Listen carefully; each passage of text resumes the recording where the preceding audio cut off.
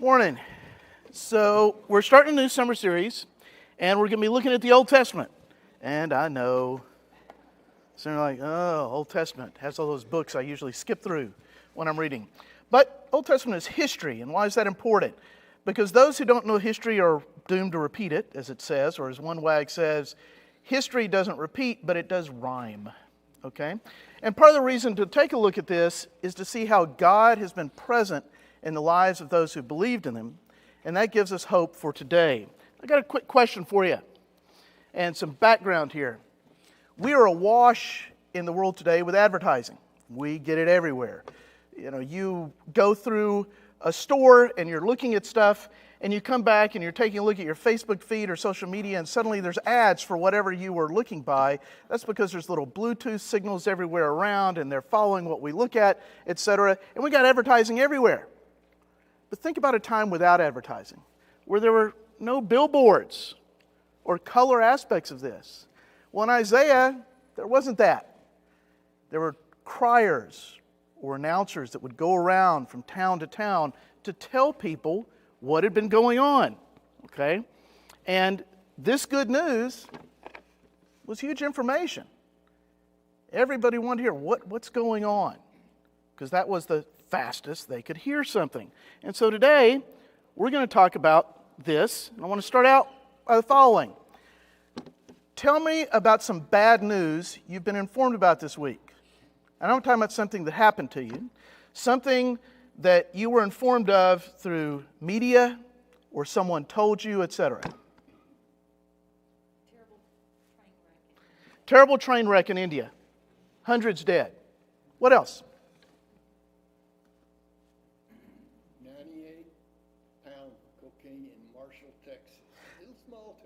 98 pounds of cocaine in Marshall, Texas. Traffic stop. On a bus? Not on a bus. Okay. Traffic stop. Can you see that cop? Sir, do you know why I pulled you? Well, the reason I pulled you over is irrelevant now. What's stuff in the back here? What else? Any one of the patients I've seen this week. Okay, all the patients there. Okay. What else? Just heard on the radio this morning that a lady found a bag of cocaine in her Sonic hot dog. Yeah. Whoa. The guy was hiding it in there because he worked at Sonic. He didn't want to get caught with it, so he put it in her hot dog. Gave it to her. Okay. I bet that was the wildest lunch she's ever had. Why does this hot dog taste funny? I just don't. Which Sonic was this? We're going to Sonic to eat lunch. I want to see what else. Oh, cocaine.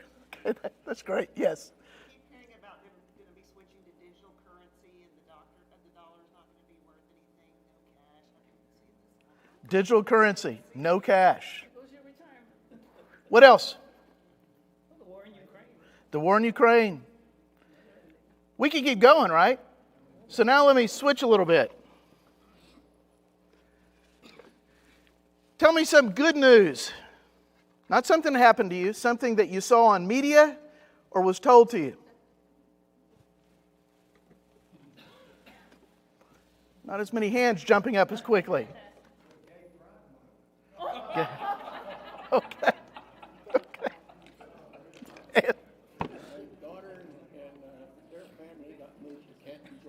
Okay, now I said not something that happened to you. Okay. I'm here. Okay. A fireman saved a cat from a tree. Probably. Wait a minute. You didn't see that. Okay, but it probably, okay. Do you notice what I'm trying to point out here? Everybody's got lots of negative things that they've heard. But when I say, okay, what's been good that you're...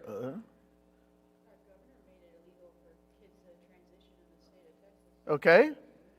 Well, what I'm just talking about is that how many good versus bad? What's the ratio? 1,000 to 1. Why? Because good is supposed to be normal. Well, the point I'm trying to make out is that we're human beings. And guess what? In the news media, we complain about this, but the line, if it bleeds, it leads, is right.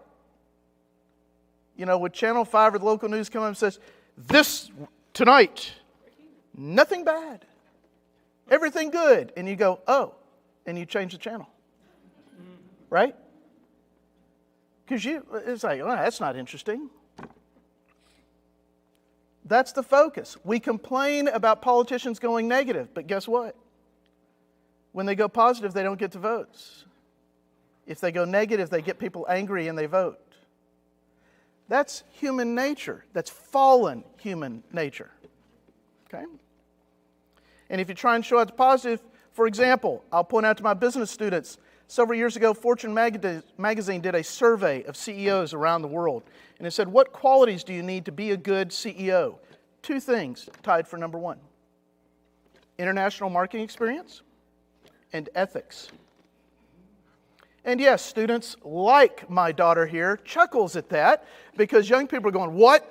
Corporations are greedy, malevolent aspect. But I hate to break it to you, most corporations are doing it right. That just doesn't make the news. The Wall Street Journal lead today is not IBM, not indicted today. Okay? We focus on the negative. But Scripture tells us that as believers, we're supposed to do something else. But I just point out that that's warring against our nature. That as human beings, we want the negative. And don't believe me? How much time did you spend in the office hearing gossip? Okay? Not people going out, did you hear what happened? So-and-so got promoted. Isn't that great? No, did you hear what happened? So-and-so got promoted. Well, you know why. Okay? So, here's the catch. In the ancient world, these people would go around and tell people in the towns what was going on. And in Isaiah 40, this begins a very large section. And it's tying up in Isaiah 52 and 55, telling people good news. And Isaiah 52 falls into 5 sections. Each of these 4 sections invited the people to respond in some way. And the context of this is the Israelites are not home. They are in Babylon. Okay? They have been taken out of Zion. And Zion is personified as a woman, and the exile is a period of slumber for the city. But a rebuilt Jerusalem would welcome home her returning children. You are going home. Now think about how much that would mean to people who for generations were away, who heard about the promised land, but they weren't there. When Gretchen and I first got married, we were in Atlanta. And the only people to ever leave the state of Texas in Gretchen's family was herself and her cousin Meatloaf. Okay? So, yeah. Yeah, that Meatloaf. Right? Yeah. Second cousin. Okay, second cousin. Okay, so all I got from her family is, when are you bringing her home? Not home as in the house, home as in Texas. Texas is burning. And, you know, I pointed out to them down in the Alamo, you know, I've got the flags of the people who died for the flag with the biggest number on it, that would be Tennesseans. The flag with the smallest number on it, that would be Texicans. Because the ran and the Tennesseans stayed. Yeah, you've been indoctrinated since kindergarten, okay? Yeah, okay? But the facts are down at the Alamo, okay? So, Jerusalem was given another chance to live up to her calling. Because why were they in exile? Because the Israelites had been given the land. And God had commanded them to be a light to the people. And He told them to be separate. They're in the midst of the people.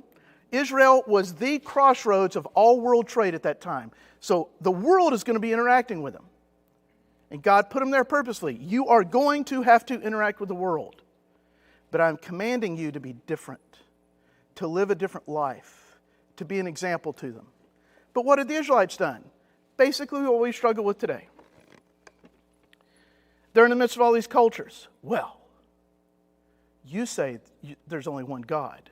Well, that's your truth. But my truth is this Baal and Ashtaroth. Okay. You say that, you should remain sexually pure until marriage. But my truth is that we have to have a lot of promiscuous sex or else we're not going to have fertility. You say, and it can just go on, just like the conversations we have in our own cultures. And the Israelites, wanting to be multicultural, and what? We're just like us. Why did they want a king? Give us a king so we can be like all the other nations. And that's what every one of us, through childhood, even up now, as a kid, what mattered most to you? What your parents thought? No. What your friends thought. And just today, all young people want to be different, just like everybody else. Right? They want to be different, just like all their friends, because if all my friends are doing it, well, that's it, and it must be right. And before we look down on young people, we do the same thing. Okay? And so the Israelites, God said, I called you for this, you didn't do it, you're out of here. And so the Assyrians had conquered them, they spent away, and now they're being told, guess what? I'm about to punish the Assyrians, and the Persians are going to come in, and they're going to make your day. And it says, awake, awake, Zion, clothe yourself with strength. Now remember, this is a defeated people who've had no power, no wealth, no nothing for generations. Clothe yourself with strength. Put on your garments of splendor, Jerusalem, the holy city. The uncircumcised and defiled will not enter you again. Shake off your dust, rise up, sit enthroned, Jerusalem. Free yourself from the chains on your neck. Daughter Zion, now a captive. For this is what the Lord says. You were sold for nothing. That's how much you were worth at that point in time after you'd rejected me. You were sold for nothing. And without money, you'll be redeemed. For this is what the sovereign Lord says. At first my people went down to Egypt to live. Lately Assyria has oppressed them. And now, what do I have here? Declares the Lord. For my people have been taken away for nothing, and those who rule them mock. Declares the Lord, all day long my name is constantly blasphemed. But therefore my people will know my name. Therefore in that day you will know that it is I who foretold it. Yes, it is I. He was trying to get across to them, you thought you were powerful, and I showed you weren't. You tried to be like everybody else, saying, this is what's going to be good for us. It wasn't. You've learned your lesson, and you have no strength to return yourself. But that's okay. I'll do it. You think you were controlled by the most powerful nation on earth. Not a problem for me. And I will take you back. Now, what do you think the people's response to that was? Maybe excitement? Or maybe, really? How are you going to do that? I mean, because remember, these are the same people like us who finally, when they got out from the Egyptians, got the Red Sea. Oh no, now what? We should have just stayed in Egypt. They get through the Red Sea. Oh no, we have no water. All they did was complain because, how are you going to do this? Because they couldn't understand how it could be done. They weren't in control. So how could they trust God to do it? So Isaiah 52, 7 through 10. First is a chorus of singer, and then there's a reason for singing. How beautiful on the mountains are the feet of those who bring good news. These were the people who went from town to town saying, woohoo! Have I got news for you? These were the entertainers. And yes, they'd have to stand at heightened places so they could, the voice would go out and people could hear them. How beautiful on the mountains are the feet of those who bring good news, who proclaim peace, who bring good tidings, who proclaim salvation, who says to Zion, your God reigns. But just remember what we started with. Do we really want to hear good news? Give us the bad stuff. Listen, your watchmen lift up their voices. Together they shout for joy. When the Lord returns to Zion, you will see it with your own eyes. So burst into songs of joy together, you ruins of Jerusalem. For the Lord has comforted his people. He has redeemed Jerusalem. The Lord will lay bare his holy arm in the sight of all the nations, and all the ends of the earth will see the salvation of the Lord. So what do you think? How do we celebrate good news? Yeah, how do we? Not a rhetorical question, right? Giving thanks to God. We sing praise. Hopefully, some mornings we talk about good things. And although I know it's been a while, perhaps when you had your child, your church had the day when all the new children were brought up. And the church prayed over them and celebrated over that. Don't you remember that? Okay, you do remember that, don't you? Yeah, you should. It was very good. Okay. Just like you should remember the Olympics. That's right, her first memory. The 96 Olympics. We took her. Of course, she was still in utero, but, you know. She should remember these things. Okay? We did this for you. Be grateful. Okay. The catch is, we do have some of those things. We have birthdays. We celebrate weddings, things of this sort. But the point is, we should have things to celebrate the joy, the good news.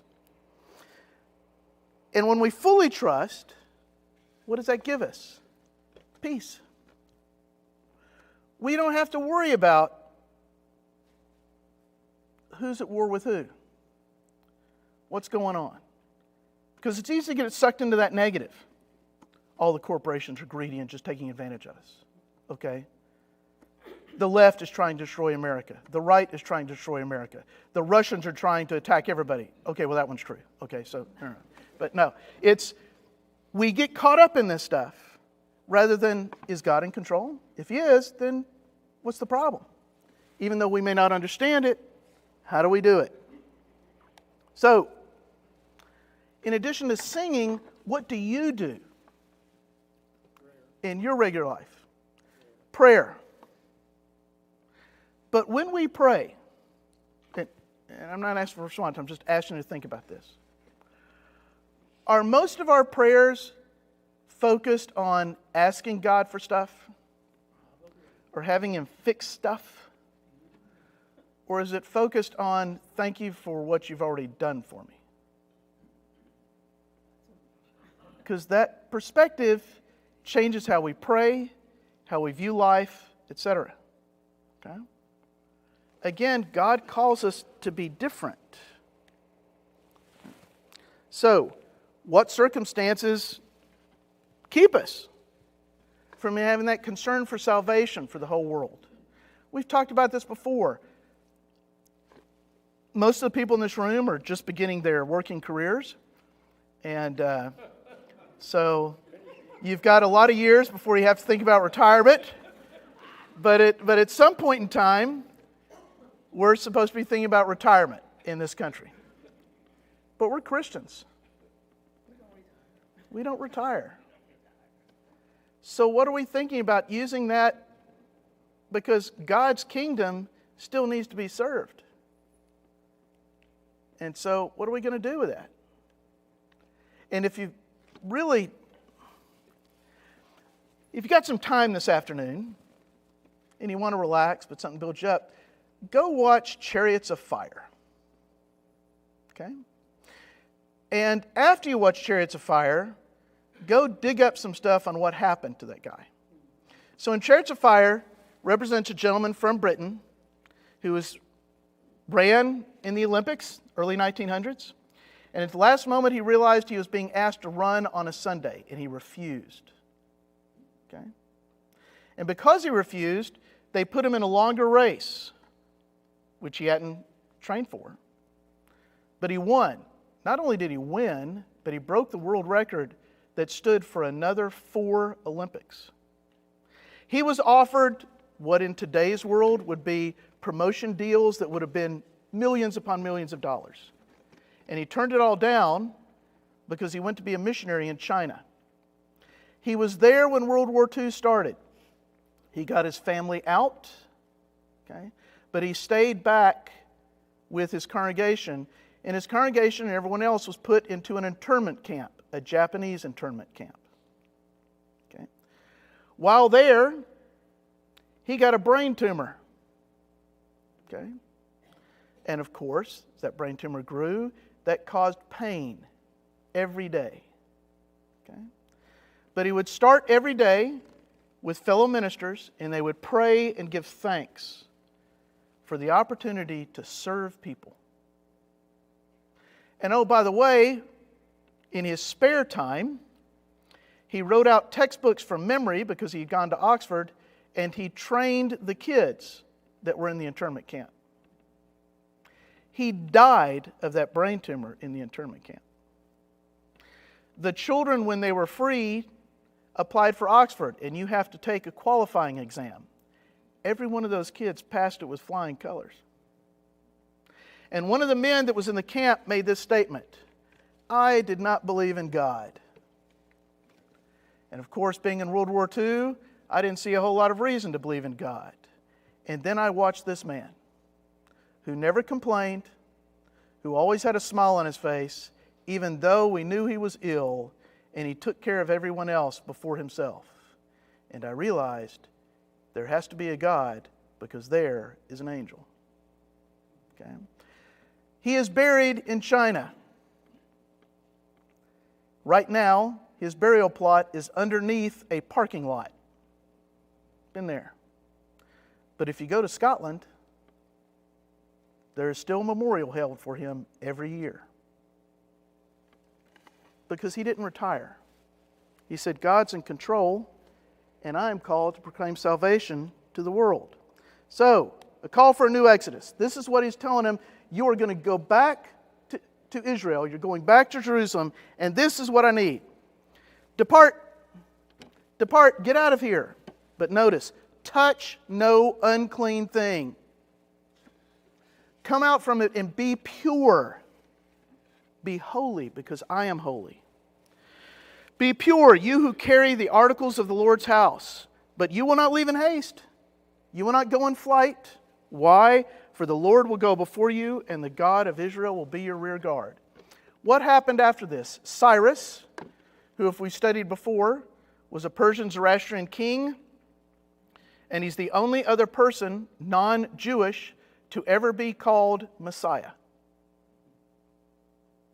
And he conquered the Babylonian Empire, started the Medo-Persian Empire, and let everyone go home, and gave them the articles from the temple, and gave them money, and gave them wealth, and gave them safe passage. And they went home. Here's a conquered people going back with more than they left with, because God took care of them.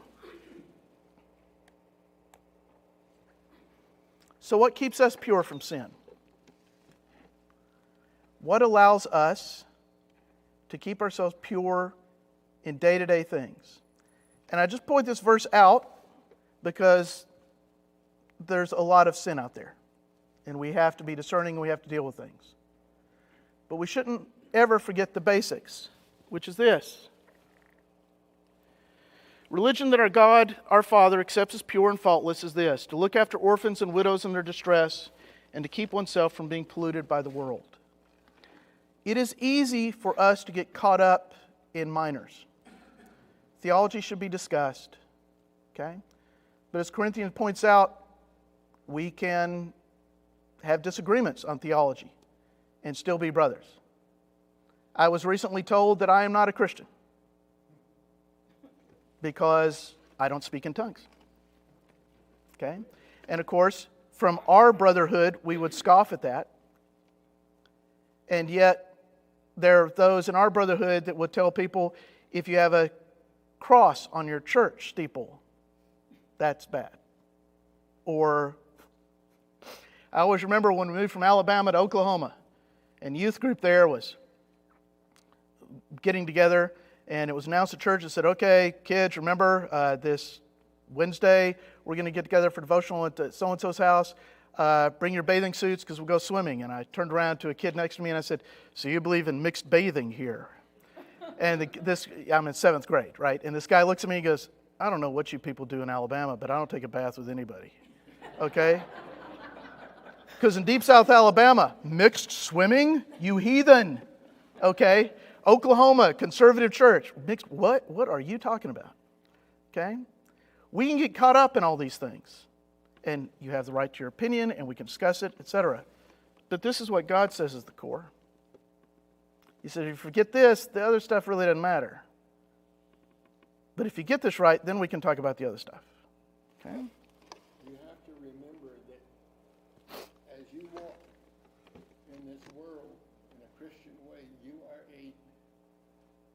beam of light that should shine in you. In other words, you should show Christ to other people. Okay? And not keep it within yourself. So he's saying as we walk in this world, we're a beam of light to other people. We're an example. We're to show Christ to others. And that's the whole point of this lesson.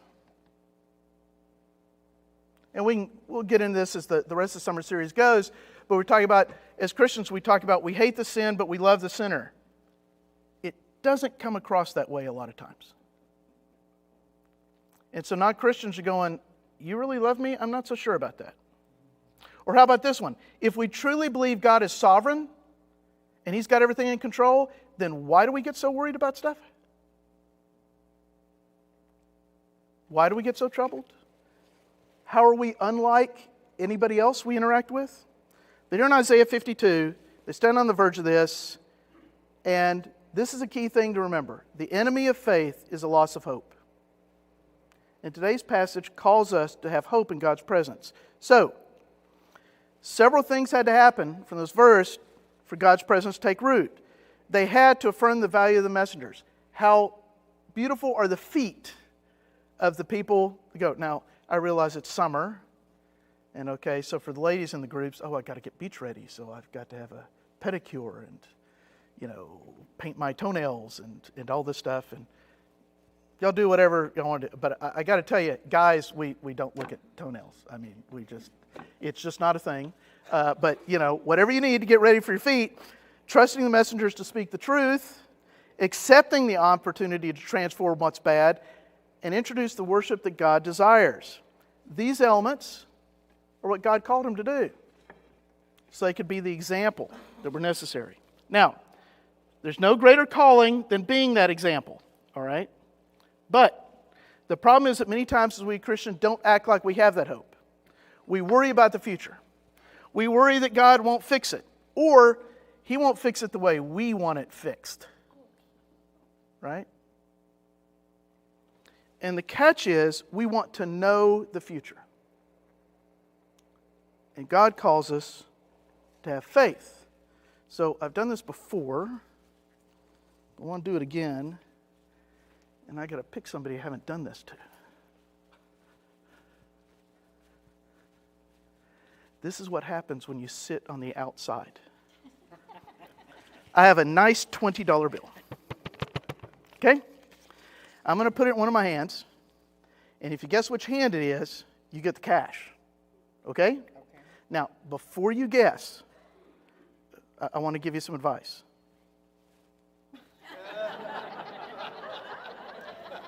I'm a left-handed person. Pick that one. Okay? Okay.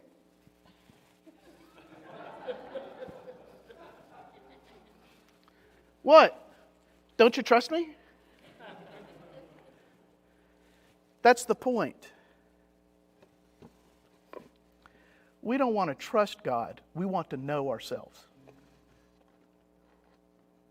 I'll trust you, God, if you tell me exactly what you're doing. I'll trust you, God, if I know, because if I know, then I'm in control. Why do you think people get so hooked up on revelations and trying to predict, here's what's coming, here's what's coming? When the very beginning of the book of Revelation says, and He sent this to John to signify to him what must shortly come to pass. And the whole book of Revelations can be summed up this way. God wins. It's done. God wins. Guess what? If we're in the end times now or not, does anything change? We're still called to be an example to the people around there, and God's still in control. But why do we get hooked up on stuff? Because if I can know, if I know, then I'll feel better. And what we're called to is to have faith in God. All right. We don't want to have faith in the one who controls the future because then we're not in control, and that's hard. Okay? Now, may have to read this. Right now, we are in a very difficult time in our country. Everybody talks about we're the most divided we've ever been. Political parties are at each other's throats. People are socially divided and all this. Guess what? Right after the Civil War, it was even worse. And the country's still here, and we're still here. And actually, there was a great religious awakening right after the Civil War. Okay? These are quotes from a book, The Age of Acrimony, How Americans Fought to Fix Their Democracy, 1865 to 1815. So I'll just point this out. Here's during that time period. Presidential elections were decided by the closest margins and witnessed the most political violence. The nation experienced 1 impeachment, 2 presidential elections won by the loser of the popular vote, and 3 presidential assassinations. Control of Congress rocketed back and forth, but neither party seemed capable of tackling systemic issues disrupting Americans' lives. Driving it all, a tribal partnership captivated the public, folding racial, ethnic, and religious identities into 2 warring hosts. This sound familiar? Okay. American politics threatened America's promise. Complain as they might about politics, Americans couldn't look away. This is the fundamental paradox of that era, and perhaps our own.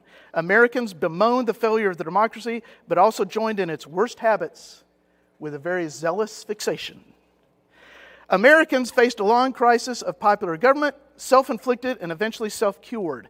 A political disruption that ricocheted from optimism through rage to disillusionment to boredom before reform was possible. So, that may be what we have to go through. Okay. Republicans tended to support an active federal government, while Democrats denounced centralism, but mostly each side just opposed what the other one stood for. Democrats attracted wealthier populations through hostility to centralized government, taxes, high tariffs, and meddlesome social legislation. It's a big change from today, right? But the catch is, we got through it. And here we go. This is going through. The bottom line was, this was a very difficult time. And we got through it. And why do I point that out? My undergraduates this past semester were graduating at a time, and they were concerned and worried. And I've reached that point in time where I can be old enough to go, yeah, when I was your age. But I could look at them and said, when I was an undergraduate getting out of school in the 80s, we had inflation too. Inflation's now at 6%. Remember what it was in the 80s? 18. Yeah. Interest rates are high. They're 6.5. Interest rates back then were 21. And so I could sit there and look at them and go, I know it's difficult. It's not overwhelming. You're going to be okay. Because why? I'd been through that. What the Old Testament points out to us is all the things that we worry about and get involved in our lives. God's going, you think you're 100 and you've seen a lot? Yeah, I've been here a while. Trust me. So, how are we to proclaim the good news? How does our spiritual exercise relate to those of the Israelites? We're supposed to have hope. We're supposed to show people a different way of approaching things because we serve the Creator of the universe. So, here's a couple things to think about. Ecclesiastes, what has been will be again, and what has been done will be done again. There is nothing new under the sun. God's seen it all. Been there, done that, has every one of the t-shirts. Okay? Isaiah 55:8, my thoughts are not your thoughts, neither are your ways my ways. And Jeremiah 29:11, for I know the plans I have for you, declares the Lord. Plans to prosper you and not harm you. Plans to give you hope and a future. That's what our God gives us. It doesn't matter who's at war or who's not. It doesn't matter what political battles are going on. God's still in control. And He tells us, focus on what I've commanded you and leave the rest up to me. So, I encourage you this week that as you send information and memes to all your friends, make them positive and count them out and make sure the positive outnumbers the negative. Y'all have a good week.